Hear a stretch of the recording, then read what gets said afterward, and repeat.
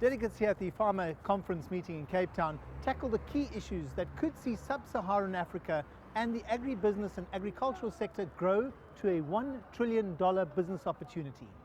It's happening because globally the demand is exploding. Globally, there's no more resources available, a little bit in Latin America and the rest in Africa. So we talk supply chains, we talk transformation systems in food, and everything that goes with that. We must recognize that in Africa, everybody realizes, also the big international organizations like the FAO, World Bank, is that we need agribusiness development in Africa. In other words, to develop the value chains. It runs with a supermarket phenomenon and the rising consumer class in Africa.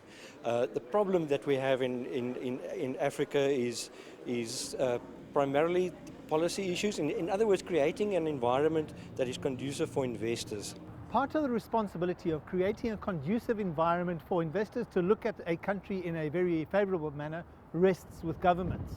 The issue is to ensure that national governments commit themselves to financing the agriculture sector, but more critically to allow an enabling environment for agriculture to thrive instead of actually interfering in the agriculture sector in terms of input and output markets. Just in terms of one of the issues that creates a conducive or an enabling environment for investment is to have property rights, is to acknowledge property rights, not just in terms of land, but also other property rights in terms of factories, etc. So we must create a situation where property rights are entrenched and they are fundamentally part of the system.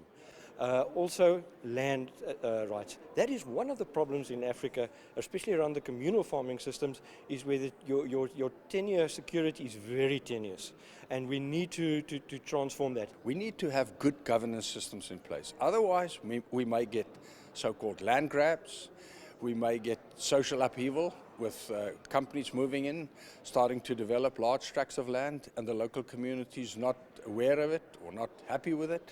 That generation of public goods should be one of their priorities, but allow the private sector the space to participate actively in the transformation of agriculture. The theme for the conference is People Feed the World. As important, though, are to find the right people who are going to develop, build and maintain those food systems that are going to feed their countries of origin. And more importantly, find extra crops that they can sell on to raise foreign exchange. I'm Angelo Coppola for CCTV in Cape Town.